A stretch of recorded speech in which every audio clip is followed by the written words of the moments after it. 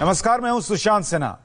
हिंदुस्तान ने 59 Chinese app ban करके चीन पर डिजिटल स्ट्राइक की है और स्ट्राइक का तेजी से असर दिखने लगा है। चीन बौखलाया हुआ है और अभी थोड़ी देर पहले चीन के विदेश मंत्रालय का बयान सामने आया। चाइनीज विदेश मंत्रालय के प्रवक्ता ने भारत के फैसले पर बहुत चिंता जताई है और कहा है कि चीन भारत सरकार के इस फैसले की डिटेल जानकारी ले रहा है और जो स्टेटमेंट उन्होंने दिया उसमें उन्होंने कहा कि बड़ी परेशानी की बात है जो भारत ने कदम उठाया, उसको लेकर चीन बहुत परेशान है। यह बात चीन के विदेश मंत्रालय के प्रवक्ता ने कही है। हम आपको उनका बयान सुनवाते हैं। China is strongly concerned about the relevant notice issued by भारतीय अधिकारियों ने जो कार्रवाई की है, हम इससे चिंतित हैं और हालात का आकलन कर रहे हैं। हम साफ कर दें कि चीन की सरकार हमेशा चीनी बिजनेस हाउस को अंतर्राष्ट्रीय और लोकल कानूनों और नियमों का पालन करने के लिए कहती है। भारत सरकार पर यह जिम्मेदारी है कि वो विदेशी निवेशकों और चीन के निवेशकों के कानूनी अधिकार को बनाए रखे। भारत और चीन के संबंध एक दूसरे के लिए फायदेमंद और विन विन हालात वाले हैं। भारत सरकार ने जो फैसला किया है उससे भारतीय पक्ष के हितों का नुकसान होगा। Such pattern has been artificially undermined. It's not in. चीन के विदेश मंत्रालय के प्रवक्ता ने क्या कहा वो आपने सुना। चीन बहुत परेशान है जो कदम भारत ने उठाया 59 चाइनीज ऐप को बैन करने का, उसको लेकर। युद्ध सिर्फ सीमा पर नहीं होता, जब युद्ध की स्थिति बनती है तो हर मोर्चे पर देश की सुरक्षा करनी पड़ती है। साइबर स्पेस और डिजिटल वर्ल्ड भी एक ऐसा ही मोर्चा है जहां कोई चूक भारत के लिए बड़ा खतरा बन सकती है और इसलिए भारत सरकार ने 59 चाइनीज मोबाइल एप्लीकेशंस पर प्रतिबंध लगा दिया। क्या है इस बड़े फैसले की वजह, समझिए हमारी स्पेशल रिपोर्ट में।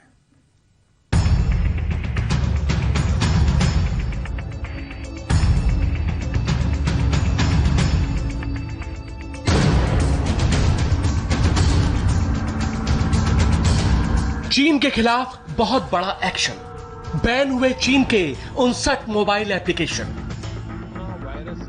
प्रधानमंत्री नरेंद्र मोदी ने चीन को जोर का झटका बहुत जोर से दिया है। सिर्फ एक ही फैसले से भारत सरकार ने चीन के 59 मोबाइल ऐप्स को भारत में प्रतिबंधित कर दिया। इंटेलिजेंस एजेंसीज के मुताबिक वो सारे मोबाइल एप्लीकेशन जो भारत के लोगों की निजी जानकारियां सीधे चाइनीज सर्वर्स को भेज रहे थे, अब प्रतिबंधित हो चुके हैं।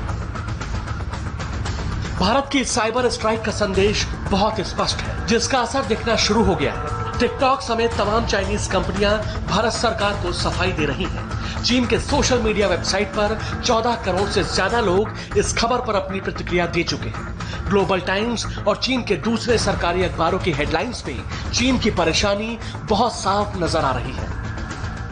भारत और चीन के बीच संभावित युद्ध की आशंका से पहले भारत ने अपनी साइबर सीमा को सुरक्षित कर लिया है। जमीन पर machine gun, artillery, tank, missile और बम बारूद से होने वाले नुकसान को आप देख सकते हैं, लेकिन जिस देश पर साइबर हमला होता है उस देश का हर एक इंसान अंदर से हिल जाता है। Cyber war 4th generation warfare है। दुश्मन देश साइबर अटैक करके कंप्यूटर, लैपटॉप, मोबाइल मशीनों को हैक करके पूरी व्यवस्था को चौपट कर सकता है। सारे अस्पताल बंद हो सकते हैं, एटीएम काम करना बंद कर सकते हैं, कंप्यूटर से चलने वाली बड़ी बड़ी मशीनें रुक सकती है। दुश्मन देश के हमले से रक्षा करने वाले सामरिक दृष्टि से महत्वपूर्ण हथियार तक बेकार हो सकते हैं। भारत सरकार ने इन एप्लीकेशंस को बैन किए जाने के कारण भी बताए हैं। ये मोबाइल एप्लीकेशंस भारत की संप्रभुता, अखंडता के लिए खतरा थे। ये मोबाइल ऐप भारत की सुरक्षा और पूरे सरकारी सिस्टम के खिलाफ थे। इन ऐप से 130 करोड़ भारतीय नागरिकों की प्राइवेसी का हनन हो रहा था। भारत सरकार को लगातार कई सोर्सेज से इस संबंध में शिकायतें मिल रही थी। जून के पहले हफ्ते में ही भारत की एक खुफिया एजेंसी ने एक ऐसी रिपोर्ट सौंपी थी जिसमें 42 चाइनीज मोबाइल एप्लीकेशंस की करतूतों का सारा कच्चा चिट्ठा मौजूद था। भारतीय खुफिया एजेंसियों जैसे रॉ और एनटीआरओ ने बताया था कि ये चाइनीज मोबाइल ऐप्स भारत के खिलाफ साइबर अटैक में इस्तेमाल हो सकते हैं। भारतीय सेना के सभी जवानों और पैरामिलिट्री को यह सख्त हिदायत दी गई थी कि वो फौरन इन सभी मोबाइल एप्लीकेशंस का इस्तेमाल करना बंद कर दें। भारत के सभी सैनिकों से अपील की गई थी कि वो अपने स्मार्टफोन से मोबाइल एप्लीकेशंस को फौरन 48 घंटे के अंदर अनइंस्टॉल कर दें। अभी हाल ही में एक वीडियो भी वायरल हुआ था जिसमें लद्दाख की सीमा पर चौकसी के लिए जाने वाले एक जवान ने देश के सभी लोगों से अपील की थी कि वो सभी चाइनीज ऐप्स अपने मोबाइल से डिलीट कर दें। बढ़िया है, आप उधर मस्त रहिए, हम लोग इधर देश के लिए कुछ ना कुछ कर रहे हैं। आप लोग भी उधर थोड़ा सा चाइना के ऐप को डिलीट करो यार, बायकॉट करो उनका और उनके प्रोडक्ट्स को भी बायकॉट करो यार। मतलब कि हम लोग इधर देशभक्ति जगाओ अपने दिल में, हम लोग भी देशभक्त की तरह यहाँ पे हैं। इतनी टफेस्ट प्लेस पे हम लोग ड्यूटीज कर रहे हैं। आप घर में रह के उंगलियों से तो उसको बायकॉट कर सकते हो ना, करो यार, अच्छा लगेगा हमको भी। इन 5 चाइनीज ऐप्स को भारत सरकार के फैसले से सबसे बड़ा झटका लगा है। भारत में शेयरइट के 40 करोड़ यूजर थे, यूसी ब्राउजर के 13 करोड़ यूजर थे, टिकटॉक के 12 करोड़ यूजर थे, कैम स्कैनर के 10 करोड़ यूजर थे और हेलो ऐप के 5 करोड़ यूजर थे। पिछले साल टिकटॉक की तरफ से सुप्रीम कोर्ट को एक जानकारी दी गई थी कि टिकटॉक पर प्रतिबंध से उसे भारत में हर दिन 3.5 करोड़ रुपए का नुकसान हो रहा है। उस समय तक टिकटॉक के सिर्फ 12 करोड़ यूजर थे। इस हिसाब से अनुमान लगाएं तो टिकटॉक सिर्फ भारत से ही हर साल 1200 करोड़ से ज्यादा रुपए कमा रहा था। प्रतिबंध लगाने के बाद टिकटॉक ने ट्वीट में सफाई दी है। टिकटॉक इंडिया की तरफ से कहा गया है कि वो भारतीय कानूनों के तहत डेटा प्राइवेसी और सिक्योरिटी का ध्यान रखते हैं और यूजर्स की जानकारियों को किसी भी विदेशी सरकार या चाइनीज सरकार से साझा नहीं करते हैं। कई साइबर एक्सपर्ट्स ने इस बात को नोटिस किया है कि कुछ मोबाइल एप्लीकेशंस अपने यूजर्स से जरूरत से ज्यादा परमिशंस मांगते हैं और बाद में इन्हीं परमिशंस का इस्तेमाल वो साइबर अटैक के लिए कर सकते हैं। ऑस्ट्रेलिया इन दिनों साइबर हमले से जूझ रहा है। ऑस्ट्रेलिया के प्रधानमंत्री स्कॉट मॉरिसन ने खुलकर चीन का नाम तो नहीं लिया, लेकिन उन्होंने साफ साफ कहा कि एशिया के हैकर्स ऑस्ट्रेलिया में पूरे सिस्टम को हैक करके अव्यवस्था फैलाने की कोशिश कर रहे हैं। अब दुनिया बदल चुकी है और साइबर अटैक से ही बड़े बड़े लक्ष्य बहुत आसानी से पूरे किए जा रहे हैं। अमेरिका कई बार ईरान पर साइबर वाले प्रयोग कर चुका है। पिछले साल अमेरिका ने ईरान के सैन्य ठिकानों पर साइबर अटैक किया था। अमेरिका ने ईरान के रॉकेट मिसाइल को नियंत्रित करने वाले कंप्यूटरों को भारी नुकसान पहुंचाया था। किसी आम आदमी के लिए शायद यकीन करना मुश्किल हो, लेकिन यह सच है कि साल 2010 में ईरान की सरकार ने स्वीकार किया था कि उनके परमाणु बम बनाने की सारी तैयारियों को साइबर अटैक करके बड़ा नुकसान पहुंचाया गया था। भारतीय सरकार का निर्णय इन तमाम 59 चाइनीज ऐप को बैन करने का एक सही दिशा में सही कदम है।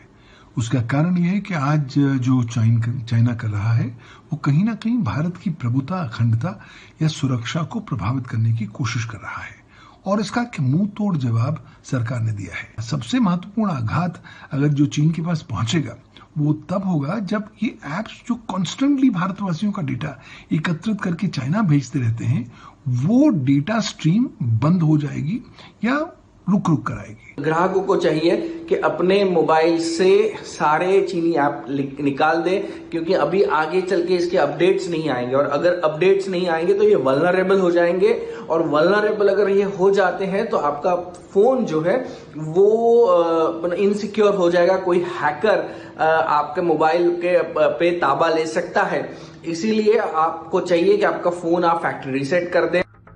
भारत सरकार के इस फैसले ने पूरे चीन को भी चौंका दिया है। भारत ने 59 चाइनीज ऐप बैन किए। ये हैशटैग चीन में 7वें नंबर पर ट्रेंड हो रहा था। अब तक चीन के 15 करोड़ से ज्यादा लोग इस हैशटैग पर अपनी प्रतिक्रिया दे चुके हैं। एक वीबो यूजर हुओ जिया ने टिप्पणी की है, भारत ने 59 चीनी ऐप्स को बैन कर दिया है, ये आश्चर्यजनक फैसला है। एक और वीबो यूजर एल इम्पीरिया ने लिखा है, मुझे समझ में नहीं आता कि हम दूसरे देशों पर क्यों हंसते हैं। भारत दुनिया में दूसरा सबसे अधिक आबादी वाला देश है, भविष्य को नजरअंदाज नहीं किया जा सकता है। ग्लोबल टाइम्स ने भी भारत सरकार के इस फैसले की खींच अपने कार्टून के माध्यम से निकाली है। एक कार्टून के माध्यम से ग्लोबल टाइम्स ने दिखाया है कि भारत इस वक्त चीन से कितना ज्यादा नाराज है। भारत की एकता, अखंडता और सुरक्षा को लेकर सरकार कोई भी समझौता नहीं कर सकती, लेकिन यह फैसला भारत के कई सोशल मीडिया स्टार्स पर बहुत भारी पड़ा है। वो अपने लाखों फॉलोअर्स खो जाने से काफी परेशान और बेचैन हो रहे हैं। मैंने रिसेंटली देखा न्यूज़ चैनल्स पे दैट टिकटॉक बंद हो रहा है एंड सारे ऑलमोस्ट सारे टिकटॉकर्स जितने भी इन्फ्लुएंसर्स है सब वीडियो बना के डाल रहे हैं दैट टिकटॉक बंद हो रहा है। तो यस, मैंने भी देखा वो चीज़, तो मैंने सोचा दैट मैं भी आप लोगों से इंटरेक्ट करूँ। तो ये चीज़ मुझे समझ में नहीं आई। अभी मैं ये हैरान हूँ कि लोग हैं जो मैसेजेस कर रहे हैं दैट हाँ आप टिकटॉक बंद हो रहा है, कैसे हो टिकटॉकर्स, तो what is this. Hey guys what's up. तो जैसे कि आप सब जानते हैं कि अभी इंडियन गवर्नमेंट ने अनाउंस किया है कि उन्होंने चाइनीज एप्स और उसके साथ टिकटॉक बैन किया है। हाँ, मुझे बुरा लग रहा है बट इट्स ओके। उन्होंने जो भी डिसीजन लिया होगा हमारे अच्छे के लिए लिया होगा और मैं इंडियन गवर्नमेंट के फैसले के साथ हूँ और मेरे कंट्री से बढ़कर मेरे लिए कुछ नहीं है। मैं खुश भी हूँ और दुख भी हूँ। खुश मैं इसलिए हूँ क्योंकि सरकार ने जो भी फैसला किया है हम सबके लिए अच्छा ही किया होगा। आफ्टर ऑल वो देश के हित में सोचती है और हमारे हित में सोचा है उन्होंने। मुझे अपनी गवर्नमेंट पर बहुत ज्यादा भरोसा है, जो भी किया होगा अच्छा ही किया होगा। बड़ी बात यह है कि देश में मनोरंजन के लिए तो और भी कई प्लेटफॉर्म मौजूद हैं, लेकिन देश की एकता और अखंडता पर खतरे को नजरअंदाज नहीं किया जा सकता। और यही वजह है कि चाइनीज ऐप्स को बैन करने के फैसले को देश के एक बड़े वर्ग से समर्थन मिल रहा है। कैमरा पर्सन अनिल मिश्रा के साथ Amit Palit, India TV, Ladakh. TikTok को बैन करने, चाइनीज ऐप्स को बैन करने को देश का समर्थन मिल रहा है और जो टिकटॉक स्टार्स परेशान हो रहे हैं कि उनके इतने सारे फॉलोअर्स चले गए। बहुत सारे इंडियन वर्जन है टिकटॉक के, आप उस पर जाइए, उन ऐप्स पर अपने वीडियोस बनाइए और अगर आप वहां फेमस हो सकते हैं, फॉलोअर्स बना सकते हैं, तो इंडियन ऐप्स पर भी बना सकते हैं। थोड़ा वक्त लगेगा लेकिन हो जाएगा। देश का यूथ प्रधानमंत्री के 59 चाइनीज ऐप को बैन करने के फैसले के साथ है। मुंबई से लेकर कोलकाता तक सबका यही कहना है कि देर आए दुरुस्त आए। सही है एकदम, जो भी फैसला लिया है मोदी ने वो एकदम सही है, कुछ गलत नहीं है। चाइना के जितने भी ऐप है, मोबाइल है, सब बंद कर दो लेना, तो एक्चुअली उनको इनकम नहीं जाएगी तो वो लोग भी गरीबी होंगे ना धीरे धीरे। इंडिया जो है अपने खुद के ऊपर इंडिपेंडेंट रहेगी तो ज्यादा बेस्ट रहेगा। एक तो चाइना प्रोडक्ट हम यूज कर रहे, ऊपर से हमारे जवान सब शहीद हो रहे। इसके वजह से जो भी action of government of India ने लिया है मेरे ख्याल से बहुत अच्छा है। और भी ये डिसीजन बहुत ही अच्छा डिसीजन है जो कि हमारी गवर्नमेंट ने लिया है। बिकॉज अगर हम चाइनीज ऐप यूज कर रहे हैं तो हम कहीं ना कहीं चाइना को सपोर्ट कर रहे हैं, प्रमोट कर रहे हैं इकोनॉमिकली और फाइनेंशियली। तो हमें चाइनीज ऐप को प्रमोट ना करके अपनी इंडिया को, अपने देश को प्रमोट करना चाहिए। सो ये बहुत अच्छा डिसीजन है। बैन करके तो बहुत अच्छा डिसीजन करा है, क्योंकि बैन करना एक बहुत अच्छा सोल्यूशन था। जो हमारे 20 जवान मारे गए हैं उनके सपोर्ट में। चाइना से इसका बहुत बड़ा नुकसान होने वाला है, क्योंकि टिकटॉक के तकरीबन 40 मिलियन यूजर्स जो थे वो इंडिया के थे। वो बहुत बड़ा बिजनेस लॉस होगा उसके लिए। ऐसी कोई ऐप गवर्नमेंट को निकालनी चाहिए जिसके वो जो टिकटॉक को टक्कर दे सके उस एकदम। तो इंडिया भी मतलब इन सब चीजों में पीछे तो है नहीं, तो इंडिया अगर ऐसा कोई कदम ले रही है गवर्नमेंट, सेंट्रल गवर्नमेंट, तो उसके सपोर्ट में भी वो एक ऐप ऐसी दे हमारे इंडिया के लोगों को, जो वो उसको जल्दी से जल्दी यूज करके ऐप को बैन कर दे, तो वो ज्यादा एप्लीकेबल हो जाएगा, जल्दी से जल्दी बैन होगा फिर टिकटॉक, अगर उनको बैन करना है तो। अगर हमने सपोर्ट करके अपना जनरेशन ने, हमारी यूथ ने कोई ऐसी एप्स बना दी तो ये सिर्फ इंडिया में नहीं पूरे वर्ल्ड में जाएगा, क्योंकि इस टाइम पूरा वर्ल्ड, रशिया ले लो, फ्रांस ले लो, यूएस ले लो, इंडिया के साथ सपोर्ट में खड़े हैं। हमें ऐसी ऐप यहाँ पे बनाने चाहिए। हमारा यूथ ये सब छोड़ के नई ऐप्स यहाँ पे बने, वो ज्यादा बेटर होगा। इससे जॉब्स भी रहेंगी, हमारा फ्यूचर भी सेफ रहेगा और जॉब्स के साथ साथ उनका नॉलेज भी बढ़ेगी, तो वो ज्यादा बेटर होगा। तो बस यही कहना चाहूंगी, बहुत अच्छा डिसीजन रहा गवर्नमेंट का, मैं बिल्कुल साथ में हूँ गवर्नमेंट के। इस फैसले को जब मोदी जी ने डिसाइड किए हैं तो ये सही है, और जो ये भारत और चाइना को लेकर जो विवाद हो रहा है उससे ये डिसीजन सही है। बट सरकार से ये मतलब कहना चाहूंगी कि इंडियन ऐप कोई लॉन्च करे, जिससे लोगों को, जैसे टिकटॉक से रोजी रोजगार जो भी ये चलता था, तो उससे कोई प्रॉब्लम ना हो। हम चाहते हैं कि जो ऐप से सब लोग जुड़े हैं वो उससे एक इंडियन ऐप भी निकले। लोगों के रिएक्शन आप देख रहे थे, ज्यादातर लोग यही कह रहे हैं कि सरकार ने सही कदम उठाया। चाइनीज ऐप को लेकर सरकार ने बहुत बड़ा फैसला लिया। एलएसी पर चीन को करारा जवाब देने के बाद चाइनीज ऐप के खिलाफ सरकार के एक्शन का यह पहला इंस्टॉलमेंट है। चीन के खिलाफ अगला इंस्टॉलमेंट क्या होगा, इसके बारे में भी प्रधानमंत्री नरेंद्र मोदी आज शाम 4 बजे बोल सकते हैं। प्रधानमंत्री का राष्ट्रीय संबोधन देखिए इंडिया टीवी पर लाइव शाम 4 बजे। तो प्रधानमंत्री का राष्ट्रीय संबोधन होने में अब 2 घंटे से भी कम का वक्त बचा है। शाम 4 बजे जब पीएम मोदी देश को संबोधित करेंगे तो उन्हें चीन के साथ हो रही कमांडर लेवल बातचीत का अपडेट भी मिल चुका होगा। भारत और चीन के बीच बातचीत जो हो रही है कमांडर लेवल की, उस पर इस वक्त की बड़ी खबर आपको बता दूं। लद्दाख के चुशुल में 3 घंटे से भी ज्यादा वक्त से ये मीटिंग चल रही है। भारत की तरफ से अगुवाई कर रहे लेफ्टिनेंट जनरल हरिंदर सिंह ने मीटिंग में यह साफ कह दिया कि चीन को अप्रैल 2020 का जो स्टेटस को है वो मेंटेन करना होगा, उसी स्थिति पर जाना होगा। भारत ने चीन से कहा है कि वो अप्रैल 2020 की अपनी ओरिजिनल पोजीशन पर वापस जाए। इस मीटिंग में भारत की तरफ से लेफ्टिनेंट जनरल हरिंदर सिंह और चीन के मेजर जनरल लिu लिन शामिल हुए हैं। उनके साथ 12 सैन्य अफसरों का दल मौजूद है। कमांडर लेवल बातचीत की बड़ी बातें आपको बता देता हूं। 3 घंटे से ज्यादा वक्त से यह बातचीत चल रही है। सुबह 10:45 पर लद्दाख के चुशुल में यह बैठक शुरू हुई। भारत ने चीन से अप्रैल 2020 का जो स्टेटस था उसे मानने के लिए कहा है। चीनी सेना हर पॉइंट पर अपनी ओरिजिनल पोजीशन पर जाए जहां वो पहले थी। भारत एलएसी पर चुमार से लेकर दौलत बेग ओल्डी यानी डीबीओ तक चीन की सेना तैनात की जो तादाद है उसको कम करने की बात कह रहा है। भारत का स्टैंड चीन को 1 इंच भी जमीन नहीं देने का है। मनीष प्रसाद हमारे साथ लाइव जुड़ गए हैं इस वक्त। मनीष, 3 घंटे से ज्यादा वक्त हो चुका है इस बातचीत को कोई जानकारी वहां से आ रही हो, किस तरीके से, कितनी सकारात्मक बातचीत हो रही है? सुशांत, अगर आप ये सोचें कि आज ही इसका हल निकल आएगा तो वो बिल्कुल भी ठीक नहीं है, लेकिन हाँ ये जरूर है कि सकारात्मक सोच के साथ ये बातचीत आगे बढ़ रही है।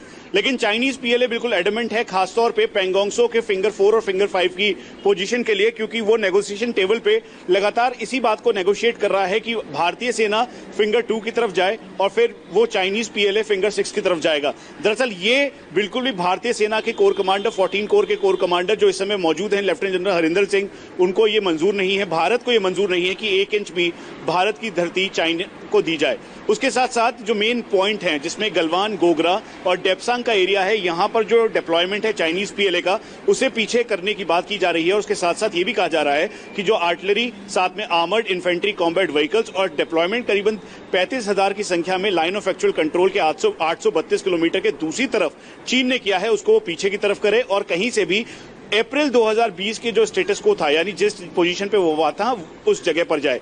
अब आप शुरू से देखेंगे 832 किलोमीटर में जो मेन पॉइंट है जिसके बारे में चर्चा हो रही है, पेंगोंगसो, गोगरा, गलवान, डेप्सांग और डीबीओ। उसके अलावा ट्रिगहाइट और चुमार भी इसमें ऐड है और डेमचौक भी।